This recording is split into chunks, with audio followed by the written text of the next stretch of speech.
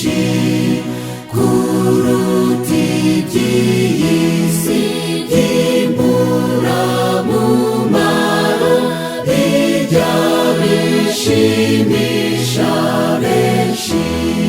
Twabonye umucyo utangaje utamurura umwijima wazanywe n'urupfu rwiganzuye isi, none twaretse kwiheba twumvise ijwi ry'ihumure rinyura imitima yacu ridutinyura rwose rikatwizeza yuko Imana ari urukundo.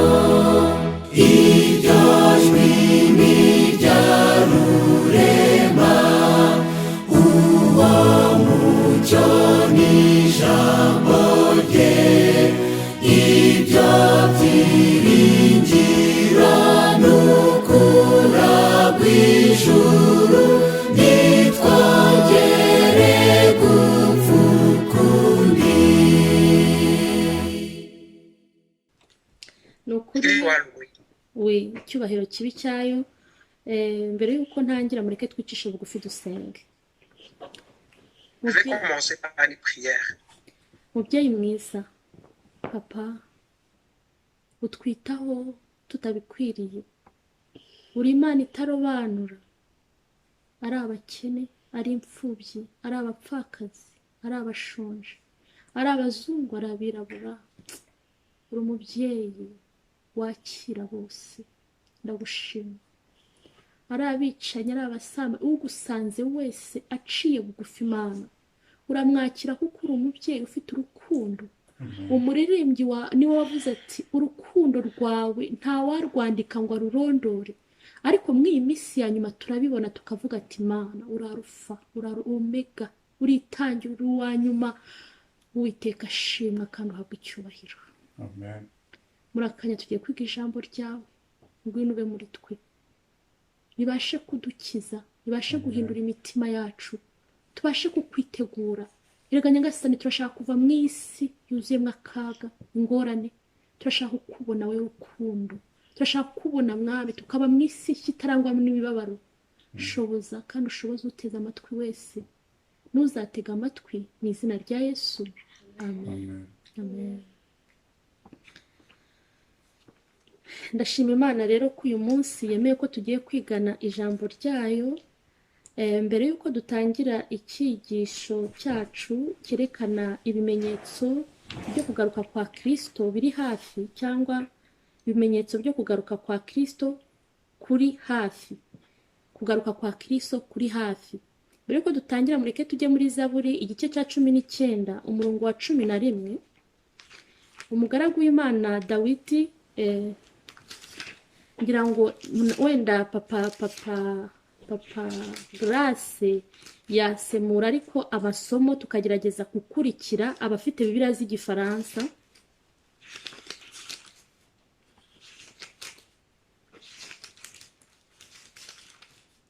Zaburi 119 umurongo wa 11 haravuga ngo nabikiye ijambo ryawe mu mutima wanjye kugira ngo ntagucumuraho. Ahantu umugaragu w'Imana Dawidi wabivuze gutyo, sinzi niba yasemura. Psaume 119, verset 11, c'est le texte qu'elle est en train de lire maintenant. Vous pouvez le lire en français. Na Zaburi 119 umurongo wa 115. Psaume 119, verset 105. Hari amagambo nanone meza cyane avuga ngo ijambo ryawe ni itabaza ry'ibirenge byanjye, ni umucyo umurikira inzira zanjye zose. Ta parole est une lumière à mes pieds, c'est une lumière qui éclaire toutes mes sentiers. uyu ni umugaragu w'Imana Dawidi wagerageje kwerekana ko ubwishingizi bwe nta handi buri usibye ku Mana. Yerekana ko ijambo ry'Imana ari ryo yabikiye mu mutima we kugira ngo adacumura ku Mana, adacumura ku nshuti ye, adacumura ku muremyi we. Tubona ko nanone aravuga ati ijambo ryawe ni itabaza rimurikira ibirenge byanjye. Igihe ntabona inzira, igihe mbona ibintu bibi byancanze, ariko ijambo ryawe ni itabaza rimurikira ibirenge byanjye. Ici, le serviteur de Dieu, David, montre qu'il ne s'appuie à rien d'autre qu'au Seigneur et à sa parole. Et c'est pour cela qu'il va jusqu'à dire que c'est ta parole qui est la lumière à mes pieds. Dusome nanone Yeremiya Nous lisons en Jérémie. Igice cya gatandatu umurongo wa 16. Chapitre 6 et le verset 16. Uwiteka aravuga atya ati nimuhagarare mu nzira murebe kandi mubaririze inzira za kera, aho inzira nziza iri aba ariho iyo munyuramo, naho niho muzabona uburuhukiro mu mutima wanyu. Ariko barahakana bati ntituzayinyuramo. Aha turabona ko Ainsi parle l'Éternel, placez-vous sur les chemins, regardez, et demandez quels sont les anciens sentiers, quelle est la bonne voie, marchez-y, et vous trouverez le repos de vos âmes. Mais ils répondent, nous ne marcherons pas. Aha turahabona ko mu by'ukuri hari inama Imana yatanze yerekana ko tubaririza inzira za kera, aho inziza iri tuyinyuremo, niko tuzabona uburuhukiro. Ariko hari ikibazo cyaje gikomeye cyane, ngira ngo umuntu wese wicaye hano akibaze. Hari abatarabashatse kumva inama Imana ibaha, baravuga ati iyo nzira ntituzayinyuramo, mbega uburuhukiro nta nubwo bashaka.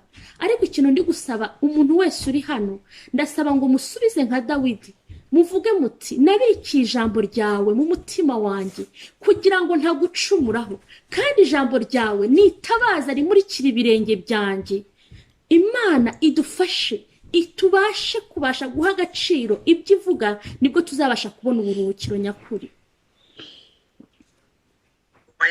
Dans ce texte, les gens ont choisi de ne pas regarder sur les sentiers chemins, tandis qu'ils ont été recommandés de les regarder, de les suivre. Mais les gens ont répondu, nous ne marcherons pas. Et c'est la même chose. Aujourd'hui, la parole de Dieu dit que ta parole est la lumière à mes sentiers. Et sommes-nous d'accord de suivre sa parole comme une lumière? Uyu munsi rero turi kwiga igitabo cy'ibyaduka byo mu minsi y'imperuka. Ndagira ngo nsabe abantu bagifite cyangwa nabonye baracyohereje tubashe kugendana tujye kuri page ya 22. Dans le livre Les événements des derniers jours, nous allons passer à la page 22 pour ceux qui ont les livres. Mu by'ukuri ntabwo turi tuyisome ibintu byinshi, ariko turagerageza kureba iby'ingenzi icyo Imana iri budufashe kugira ngo tubashe kumva turebe n'icyo Imana idushakaho. Nous n'allons pas lire beaucoup de choses, nous allons sélectionner les passages qui sont importants pour comprendre quelle est la volonté de Dieu envers nous. Nkuko tubibona rero, abashaka barebe muri Matayo igice cya 24, turahabona uburyo Yesu yerekanye ibintu uko Yerusalemu izarimbuka, n'uburyo n'ibimenyetso bigaragaza ko Yerusalemu izarimbuka, n'ibimenyetso bigaragaza kuza kwe. En Matthieu chapitre 24, Jésus lui-même a parlé de la fin du monde et il a donné les signes qui montreront le jour de son avènement et les signes qui montreront que nous nous approchons de la fin du monde. ushobora kwibaza uti kuki Yesu atatandukanyije ibimenyetso byo kuza kwe n'ibimenyetso byo kurimbuka kwa Yerusalemu? Tu peux te demander, mais pourquoi Jésus n'a pas voulu éclairer, mettre une différence entre les signes de son avènement et les signes de la destruction de Jérusalem? Kuko icyo kibazo nanjye nigeze kukibazaho. Moi-même, je me suis posé cette question. Ariko hano hari igisubizo ngira ngo tujyane ku kagingo ka 81. Mais j'aimerais qu'on puisse voir ensemble une réponse qui se trouve au 80e point. ngo ubwo Yesu yari gusubiza abigishwa be ngo mu kubasubiza Yesu ntiyatandukanyije ibyo kurimbuka kwa Yerusalemu n'iby'umunsi ukomeye wo kugaruka kwe. Yakomatanyije hamwe ibimenyetso by'ibyo bintu byombi. Iyo aza kuba yarahishuriye abigishwa be ibimenyetso by'ahazaza nk'uko yabibonaga we ubwe, ntibari gushobora kubyihanganira. Kubw'impuhwe yari abafitiye, yahurije hamwe iby'akaga gakomeye byombi, maze areka abigishwa ngo batahure ubusobanuro bwabyo bo ubwabo. Mureke nsubiremo aya magambo ngo kubw'impuhwe yari abafitiye, yahurije hamwe iby'akaga gakomeye, iby'aka kaga gakomeye byombi, maze areka abigishwa be ngo bitahurire ubusobanuro bwabyo bo ubwabo. Il est dit clairement que Jésus avait pitié de ses disciples parce qu'ils ne pouvaient pas comprendre et supporter ses paroles. C'est pour cela qu'il n'a pas voulu éclairer et montrer la différence qu'il y ait entre les signes de la destruction de Jérusalem et le signe de son avènement, parce qu'il savait très bien qu'il ne pourrait pas supporter les souffrances qu'il y allait y avoir, mais il leur laissait eux-mêmes discerner et avoir une compréhension. Bishatse kuvuga ngo Imana irashaka ko tuticara ngo dukuraza amaboko, ahubwo yashakaga ko natwe tugerageza gukoresha n'ubwenge Imana yaduhaye, tukagira umwete wo gushaka, tukagira umwete wo kwiga kugira ngo tutirara.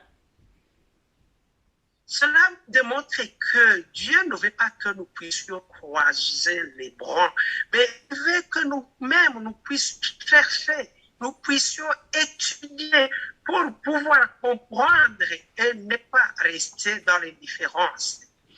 Rero nk'uko twari tumaze kubibona mu by'ukuri Yesu igitekerezo nk'uko kitubwira muri Matayo 24, Yesu yerekanye ibimenyetso tugiye kureba byo gusenyuka kwa Yerusalemu. Tumaze kubona ko mu by'ukuri ibyo bimenyetso Yesu nigeze bitandukanya no kugaruka kwe. Nk'uko tumaze kubibona, tubonye ko ari kugira ngo abigishwa babashe kubyitahuriraho ubwabo. Abigishwa rero bamaze kubona ko bibacanze cyangwa batabyumvise neza, nibwo basanze Yesu baramubaza bati, Yesu ibyo bintu bizaba ryari, bimeze bite kutubwiye ngo Yerusalemu izasenyuka ntihagire ibuye rigereka ku rindi, bimeze bite, dusobanurire. Et nous allons voir les signes que Jésus a annoncés à ses disciples en Matthieu chapitre 4. Et comme je l'ai dit, nous avons bien vu que Jésus n'a pas voulu mettre une différence entre les signes de son avènement et les signes de la destruction de Jérusalem, parce qu'il voulait eux-mêmes qu'ils puissent discerner.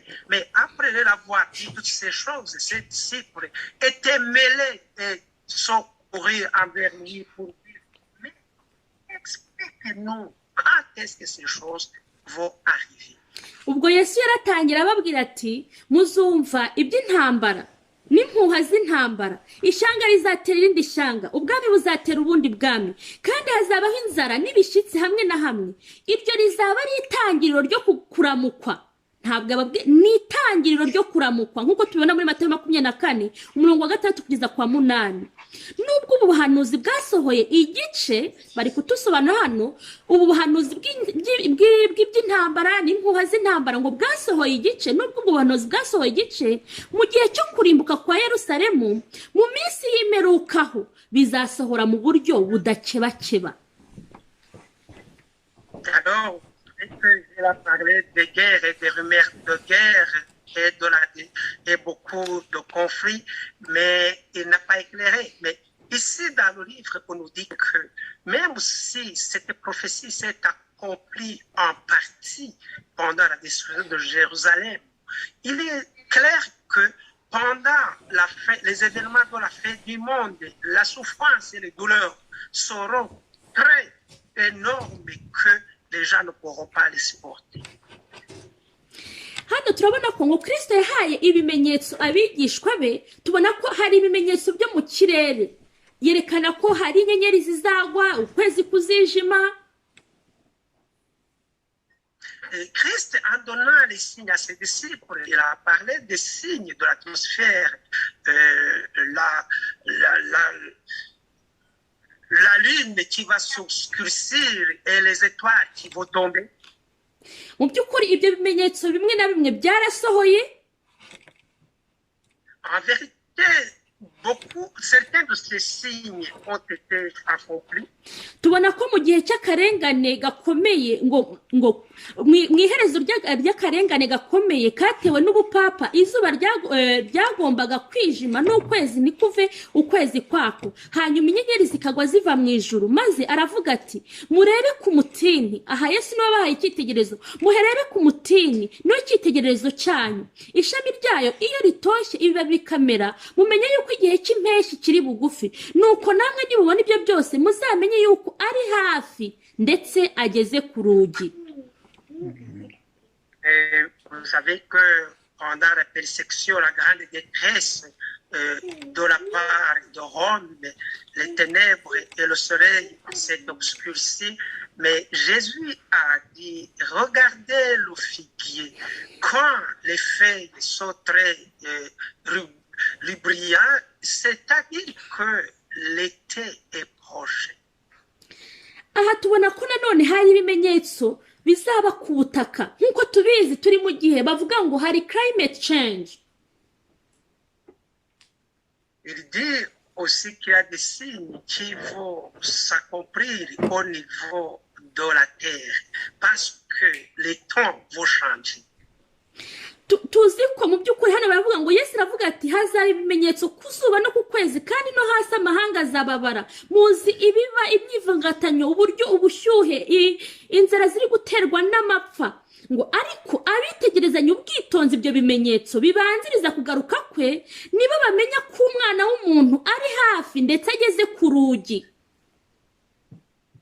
Alors Jésus, en disant que les signes de l'atmosphère sur le soleil et la lune vont arriver, la terre va en souffrir aussi parce qu'il y aura des famines et il y aura des calamités qui vont arriver sur la terre. Mais pendant tous ces temps, les gens qui étudient la parole de Dieu et qui observent bien le temps vont pouvoir comprendre que l'arrivée de son fils est proche. Aha tubona ukuntu nanone ngo amahanga azababara, hazaba imyivungatano, ibihe ngo byo guhangayika bitigeze kubaho, ngo imitima y'abantu icogozwe n'ubwoba n'ibyaduka mu isi. Ibyo ntabwo twajya kure, ibintu biri kuba ku isi biteye ubwoba. Abafite kwihangana guke, abafite ubumenyi buke, abenshi bari kurwara za depression, abandi bari kwiyahura, abandi bari kuhura n'ibibazo byinshi. Ibi turi kuvuga ntabwo ari ibyakure cyangwa iki, ni ibintu turi kubaho. Amahanga aravurungotana, ibiri kubera mu Bufaransa, ibibera muri za Belgique, ibiri kubera muri Allemagne, ibiri kubera muri Australia, ahantu hose hari imyivurungatano, nta mahoro, abantu babuze ibyiringiro. Ariko hano baravuga ngo ariko abizera Imana bazumva ijwi ryayo mu nkubi y'umuyaga rigira riti ninjye mwitinya. Alors on dit que les nations seront terriblement secouées. Et c'est ce que nous voyons dans ces jours, ce qui se passe partout dans le monde. Il y a beaucoup de gens qui tombent en détresse, beaucoup de gens qui tombent malades, beaucoup de gens qui sont en trouble. Les gens sont en détresse, mais pendant cette période, il y a les paroles qui disent, pour ceux qui observent les temps et qui prient, ils vont attendre, ils voix, soyez en paix parce que le jour de son avènement est arrivé. tumaze kubona ko abantu bazumva ijwi ry'imana ni abizera imana bazumva ijwi ryayo abizera imana nibo bazabasha kumva iryo jwi ribabwira ati mwitinya. Seulement, nous venons de voir que seules les personnes qui croient, c'est à eux et seuls qui vont attendre cette voix de Dieu qui va dire ne craignez point. Yesu yakomeje ababwira nanone ibimenyetso uko bizagenda arababwira ngo hazazaho abahanuzi b'ibinyoma.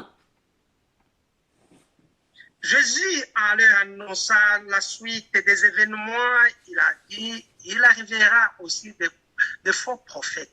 Ibi ntabwo ari ibintu twajya kure njya mbibona cyane ubu mw'iyi minsi hari umuntu duherutse kuganira ambwira ati uzi ko filime zose zisigaye zisohoka ziba ari filime z'amavampaya ni filime z'amamaji iyo zitari amamaji ngo amavampaya ahinduke utuntu ibyo bintu abantu ntabwo bikiryoheye abantu bisi ni ukuvuga ngo ibintu abahanuzi b'ibinyoma cyangwa abakonikoni abapfumu ibintu by'ibimaji ibintu bya evolution nibyo bintu bimaze kugwira mu isi ibyo bintu ntabwo biri kure ntabwo ari bizaza ahubwo tubirimo kandi none bitangaje nuko mu mashuri y'abana bacu twebwe abadivantiste umunsi wa karindwi abana bacu bari kwigishwa ibyo bintu rimwe na rimwe tukumva ni ibintu byoroshye ariko bari kubategurira intambara ikomeye iri imbere kuko abana bacu bari kwiga ibintu by'ubumaji bakabereka amafilime atandukanye bakabumvisha ko nyine maji zirashoboka ni ibintu bibaho kandi twe dufite kwizera gushyitse kuri muri Yesu yuko Yesu ari we cyitegerezo cyacu ko ari we ubasha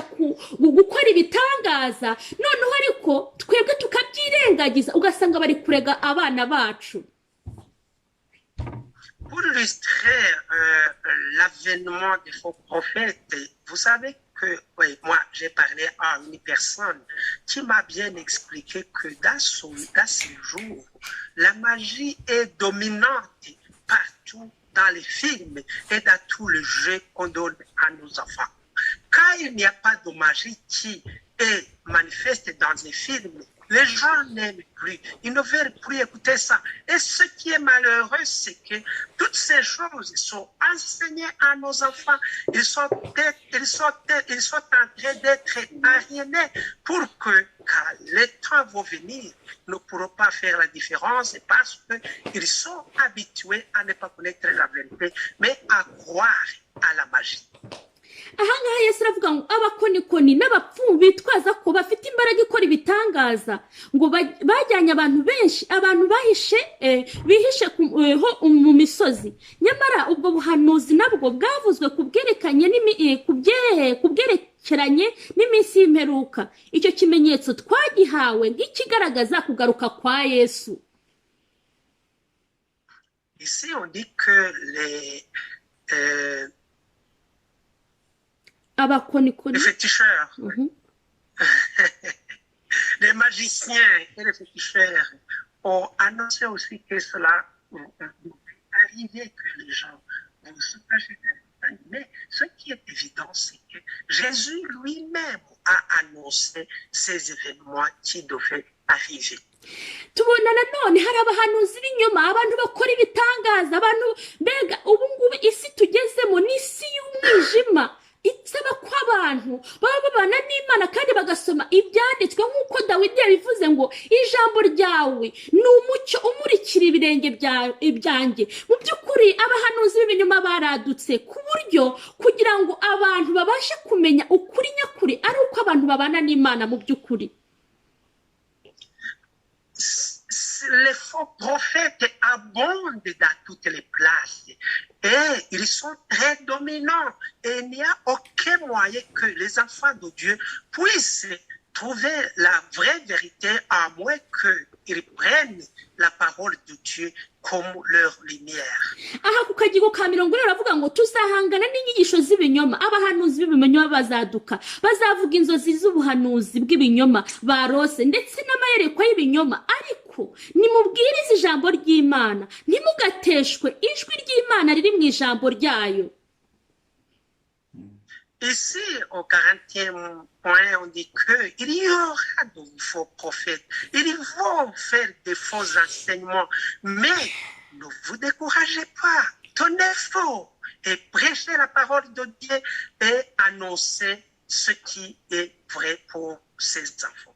uyu munsi narindi kureba nabonye amakuru ndeba umudokiteri witwa Professeur Raoult wo mu Bufaransa muramuzi akunda ni umuscientifique hari akantu yavuze numva ngashyize mu bwonko numva hari ahantu kangeze yerekana uburyo isi yacu tubayeho iyo abantu nk'ubu ngubu haje umuhanuzi w'ibinyoma par exemple akavuga nk'ikintu si la majorité bose bagiye kuwa muntu bahita icyo kinyoma kitagihinduka ukuri ariko hari ijambo yavuze aravuga ngo nubwo la majorité yabasha kujya ahantu ntabwo bivuze ko ibyo bintu bihinduka ukuri nubwo la majorité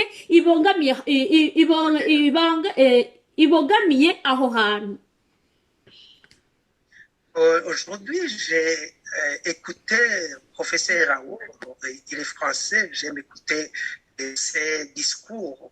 Il y a quelque chose qui m'a impressionné que aujourd'hui, s'il vient quelqu'un qui annonce une hérésie, quelque chose qui n'est pas de fait, et que toute la majorité accourt vers cette personne, beaucoup vont prendre cette chose comme vraie, parce qu'il y a une majorité qui est accourue vers cet événement. Mais il a précisé que même si la majorité se dirige à cette personne, ça ne veut pas dire que ce qui est faux devient vrai.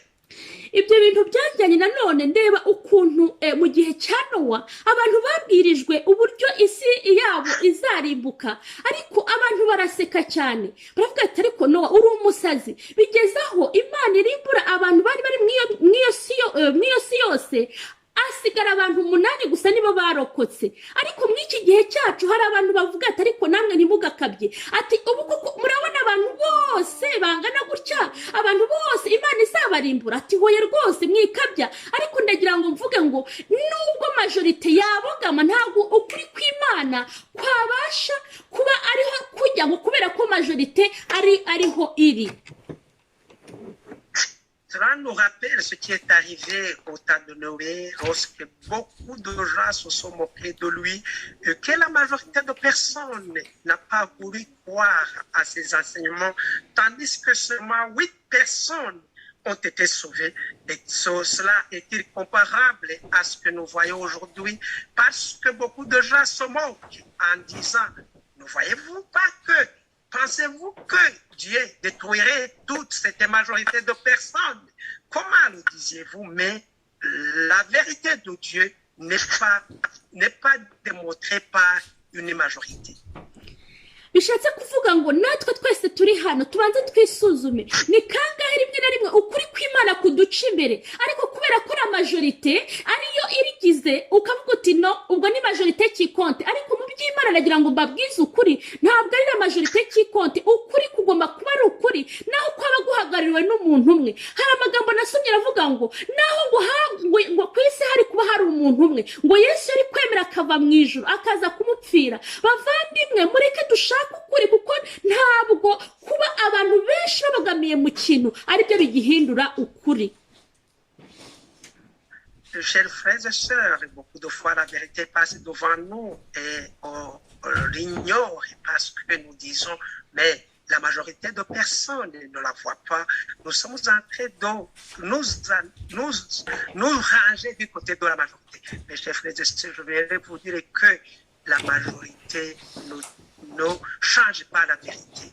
Nous devons nous armer et voir la vérité en face, parce que la majorité ne change pas. Dieu veut des personnes qui vont se tenir debout pour la vérité. neretswe ko benshi bazivugaho ko bafite inyigisho idasanzwe ivuye ku Mana kandi bazihamya ko ari bo bayobozi b'abandi bishingikirije ku kwibwira ko bitari ku byerekeranye n'inshingano zacu bazatangira gukora umurimo batatumwe n'Imana ibyo bizatera urujijo buri wese akwiriye kwishakashakana buri wese akwiriye gushakashakana Imana umwete we bwite ku buryo ashobora gusobanukirwa icyo imushakaho we ku giti cye. C'est Hélène White qui parle qu'elle a vu que plusieurs se déclareront sages et intelligents et voudraient enseigner et proclamer leur vérité, croyant qu'ils vont tenir ce qui est vrai, mais tandis que ce qu'ils disent est erroné.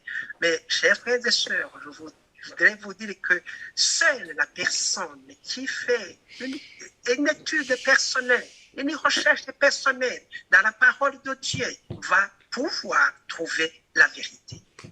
hano White nanone ibimenyetso Yesu yavuze yaravuze ngo zavuze nyine iby'abahanuzi b'ibinyoma. hano White atanga urugero rw'ukuntu hari umugabo waje akababwira ibintu.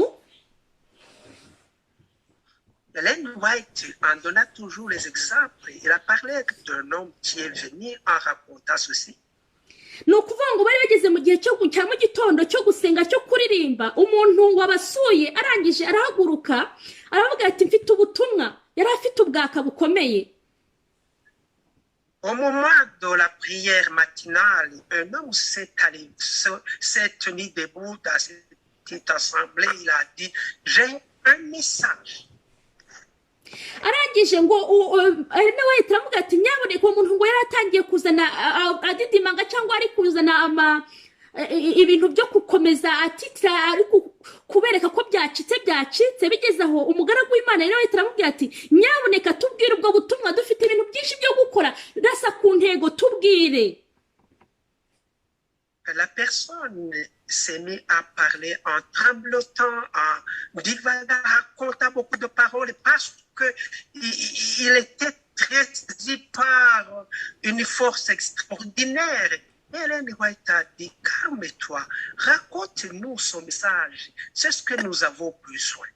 maze hari amagambo hano ku gace ka 44 avuga ngo maze atubwira ko twagomba gutegura amavarisi yacu kandi tugahita tugenda twerekeza batere kiriki. mubaza impamvu, arasubiza ati kugira ngo mujye gutanga ubu butumwa. yaramaze kubabwira ubutumwa haruguru ku karongo ku gace ka 42. Cet homme qui tremblait leur a dit, j'ai un message très important et je veux que vous vous leviez tout de suite sans tarder et vous rendre à votre crique pour apporter son message qu'il a annoncé plus haut.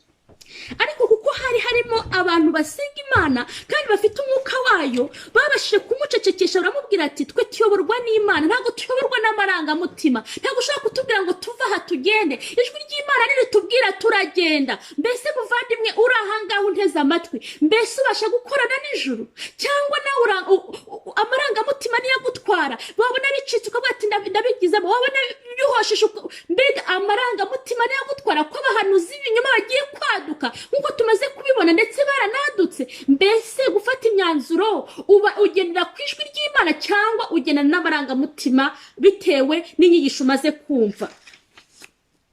Mais parce que dans cette assemblée, il y avait des gens calmes qui lisaient tranquillement et consciencieusement la parole de Dieu, ils ont pu calmer cet homme qui était caractérisé par les émotions. Ils ont dit non, ce ne sont pas les émotions qui vont nous faire bouger, mais c'est la vérité éclairée de la parole de Dieu. Chers frères et sœurs, ici, il y a des faux prophètes qui vont bientôt apparaître avec beaucoup d'émotions. Allez-vous suivre les émotions des faux prophètes ou vous avez un vrai enseignement basé sur la parole de Dieu? aha turabona ko mu by'ukuri babashe gufata umwanzuro. noneho njye hari ikibazo nibajije, ndavuga nti mbese ubuhanuzi w'ibinyoma aje mu itorero ryacu ry'ururebo, kuko ntabwo turi kwigira abandi, turi kwiga twebwe ubwacu. mbese abashije kuza muri twebwe, mbese twabasha guhagarara nk'aba bavandimwe tukavuga tuti ntabwo tugendera ku marangamutima, tukabasha gutandukanya ikinyoma n'ukuri? mbese twabishobora? mbese duhagaze gute? mbese mpagaze gute ku buryo nabasha gutoranya ikinyoma n'ukuri, nkabasha kubwira umuntu ushize amanga? Ici, on voit que dans cette assemblée, parce qu'ils étaient rassurés par la parole de Dieu qu'ils lisaient, ils ont pu contenir les émotions de cet homme. Je me pose la question dans notre église, Ururembo, sommes-nous prêts à faire face aux faux prophètes qui peuvent apparaître dans notre église et répondre par moment avec la vérité venant de la parole de Dieu. cyangwa twavuga tuti ni majorité qui compte. Ou bien nous allons juste suivre la majorité, que c'est là où est la vérité.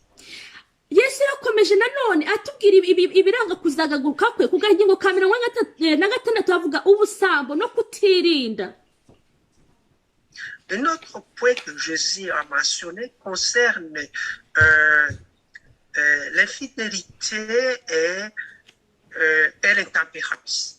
Ahangaha tubona ko ubusambo no kutirinda nibyo ntandaro yo kwangirika gukomeye k'ubwenge muri iyi si yacu. Satani arabizi neza kandi ntahwema gushukashuka abagabo n'abagore kugira ngo bemere gutegekwa n'ipfa ry'ibyo bakunda batitaye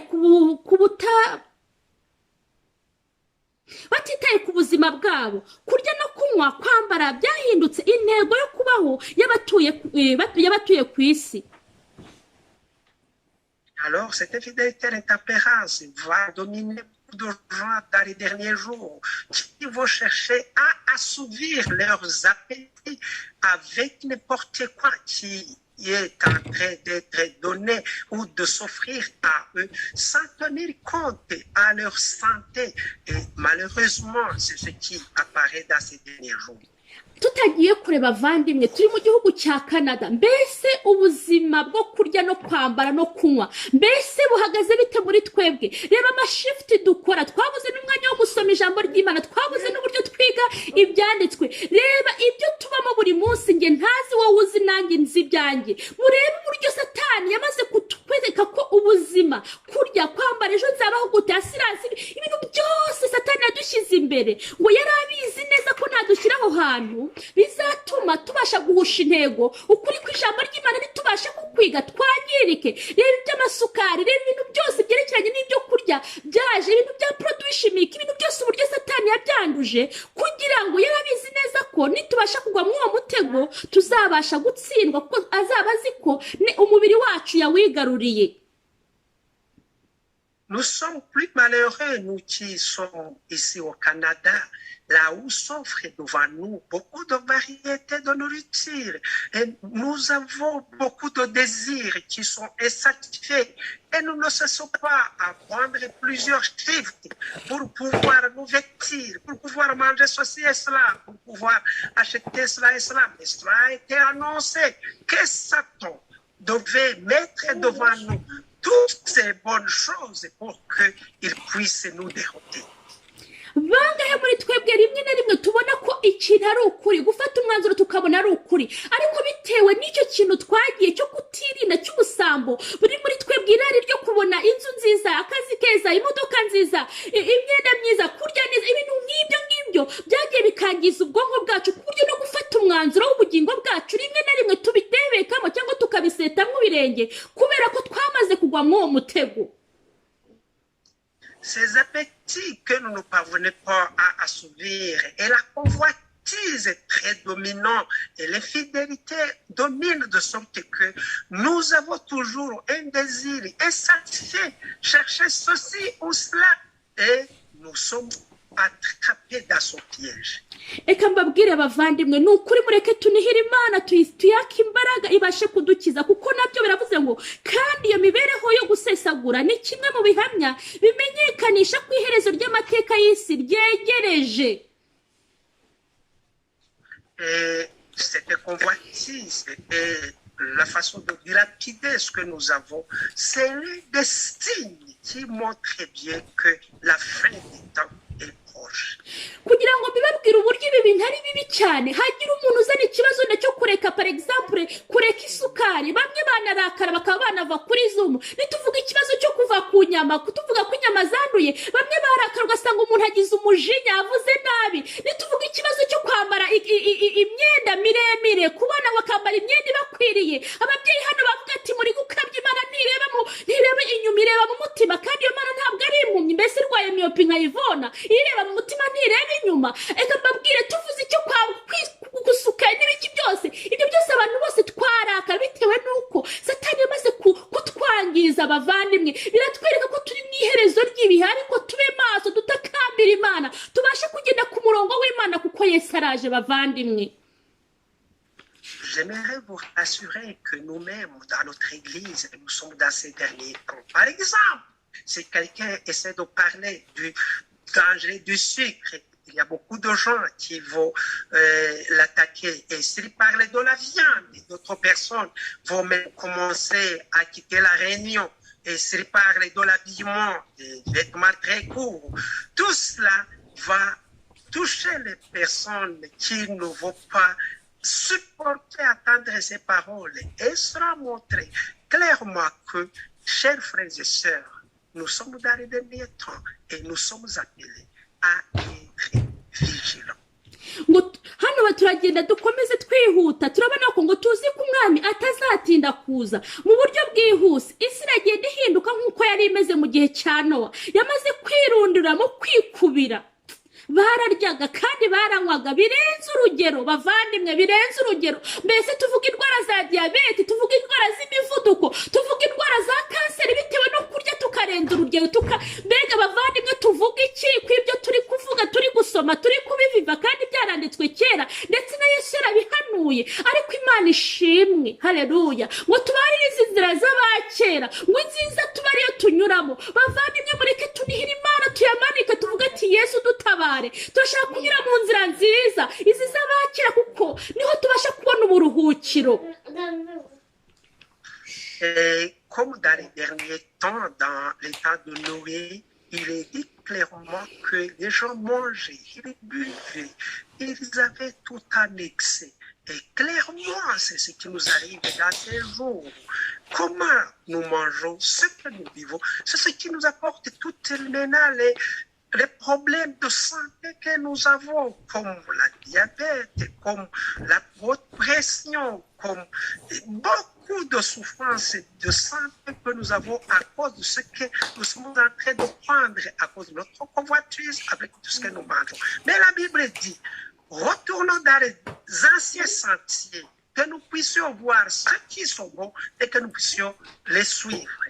Ngo ibikorwa hano turakomeza tureba ni byinshi bavandimwe. Igitabo kiraryoshye, Imana iri kuduha imiburo ikomeye bavandimwe. Ngo ibikorwa by'ubugizi bwa nabi, murabizi mu gihe cya Nowa abantu baricaga, abantu bavugaga nabi, abasambanyi mbega bakoraga ibintu biteye ubwoba. Ariko se mw'iki gihe cyacu turi kubamo, mwebwe muri hano ku rurembo, muri imbere yanjye, mbese ibi bintu murabibona? Uburyo ubugizi bwa nabi, umwana arica se, umugore akica umugabo, mbese ubugizi bwa nabi muri kububona? Aho umuntu agenda mu muhanda agafata umwana, ibyo tubona mu makuru, akamurasa atamututse, akamurasa ntacyo yamutwaye. Mbese ibiri kuba biratwereka ko Yesu agiye kugaruka bavandimwe.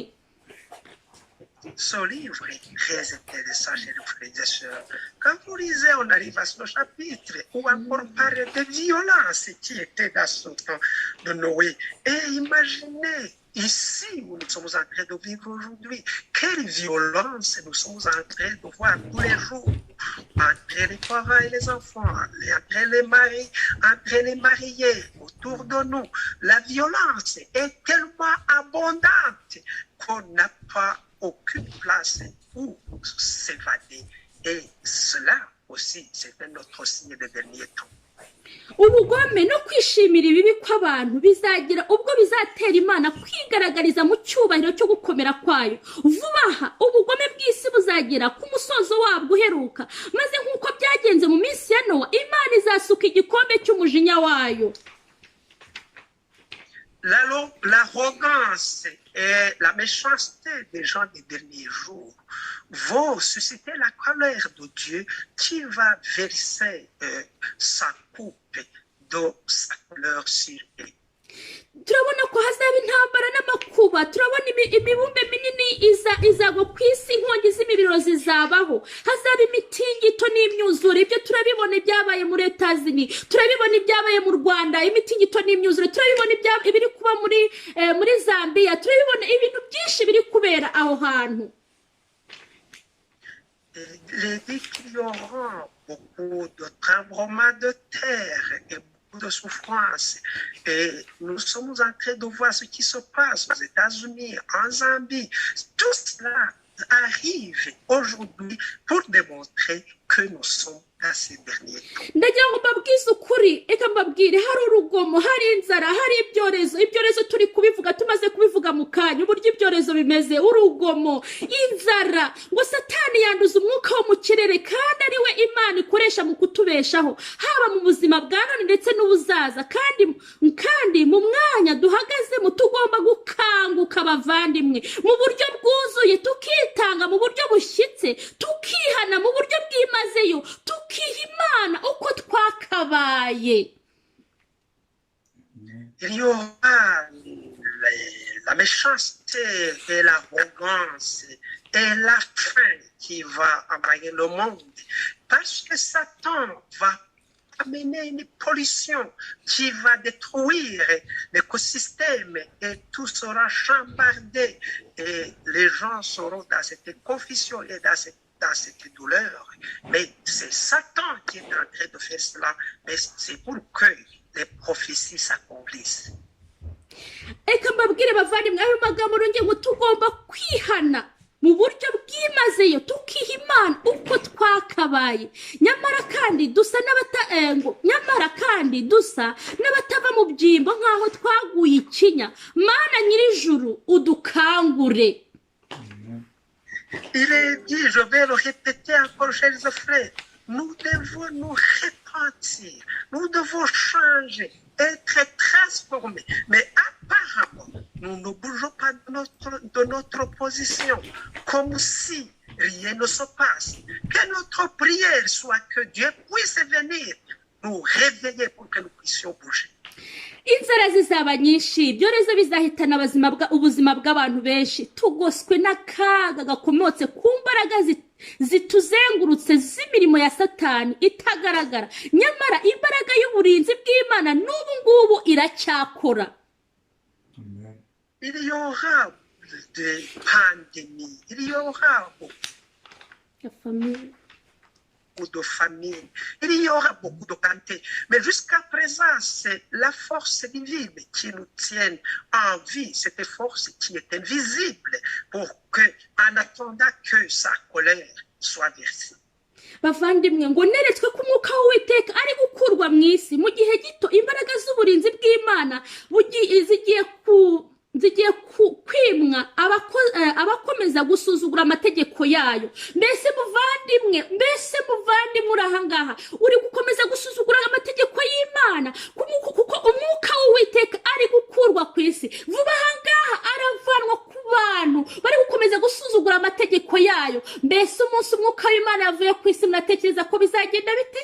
Isi izaba nk'iy'abasazi. Dans sa vision, il nous a établi que l'Esprit de Dieu est entré dans les faits dans le monde. Et c'est pour cela qu'on voit que les gens sont en train de se transformer parce que l'Esprit de Dieu est en train d'être élevé. Et vous, chers frères et sœurs, quelle est notre préparation et quelle est notre position dans ces temps? Quand l'Esprit de Dieu sera complètement élevé, c'est pour cela que nous sommes en train de voir que la méchanceté et toutes ces violences sont en train de s'accélérer. Bavandimwe mu by'ukuri nuko ibyo byose biri kuba ariko ngo ibigiye kuba biri mu kuboko kwa Nyagasani. Haleluya. Mu by'ukuri nubwo biriba ariko Imana iri kuri contrôle.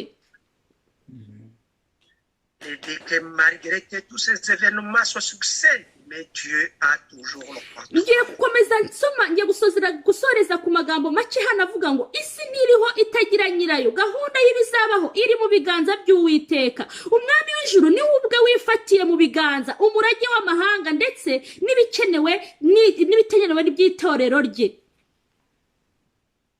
Il est dit que le monde est en train d'errer comme s'il n'appartient à personne. Mais j'aimerais vous annoncer que c'est les mains de Dieu qui tiennent le monde et qui a la direction et qui sait dans quelle direction le monde va passer et qu'est-ce que son peuple a besoin.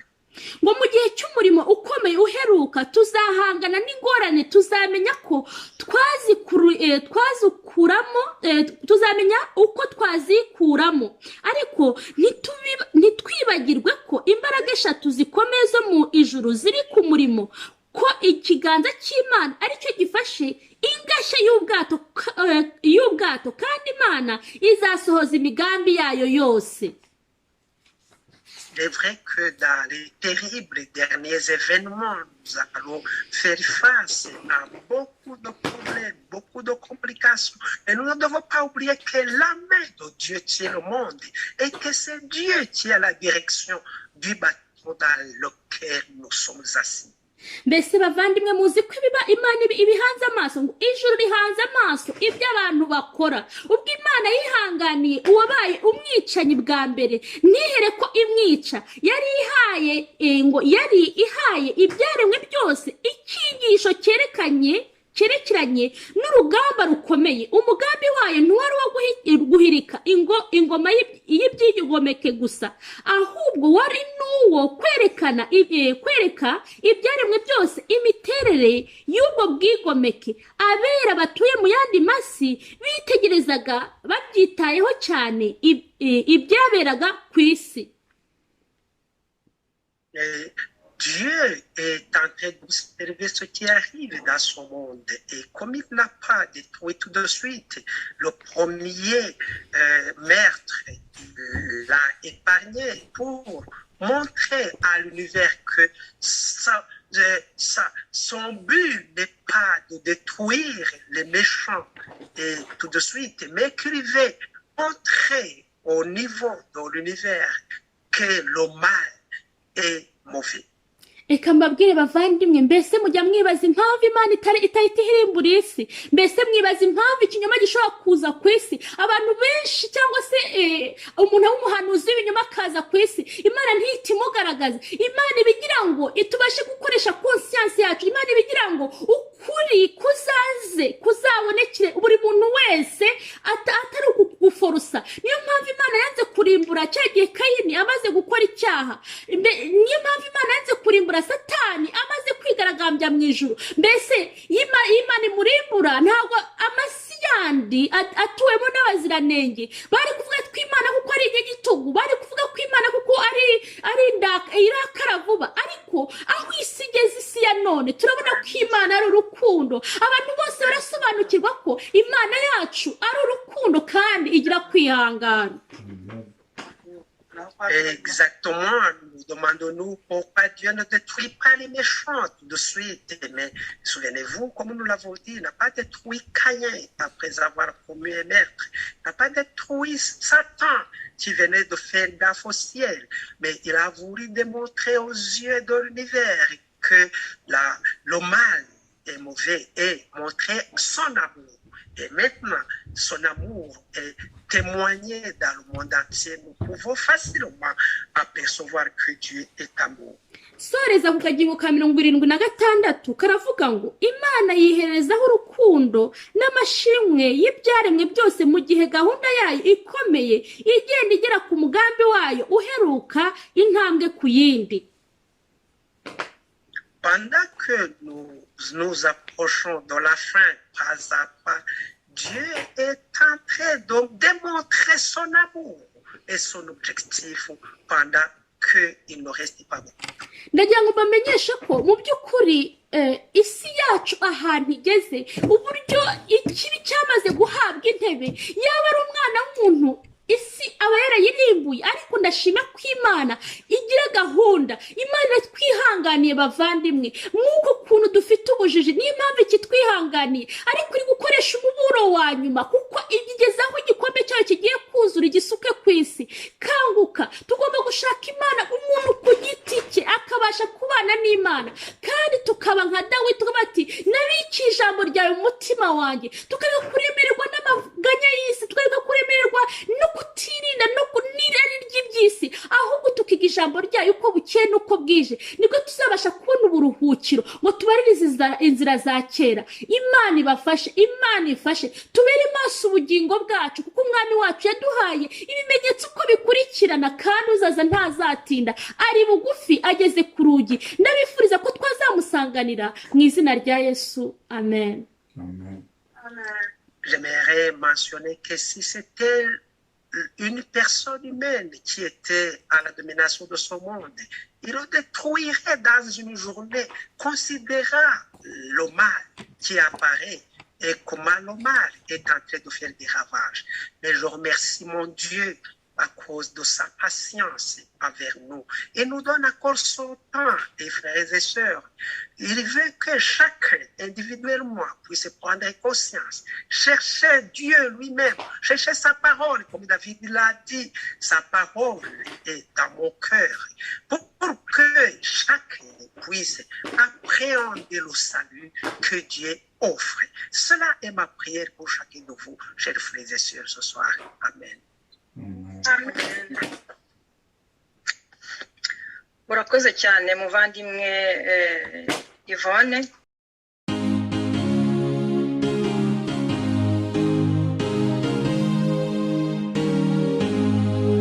Hamuka wamabewe urahamagarwa, reka ibyaha byawe ngwino wikwinangira, ngwino hakiri umucyo, Yesu aragutegereje, aramburiye amaboko areba umukiza arakwinginga niwinangire, umva araguhamagara mukingurire, ngwino hakiri umucyo, Yesu aragutegereje, aramburiye amaboko areba uraritswe n'ubutumwa we kwinangira, bukuzaniye agakiza mukingurire, ngwino hakiri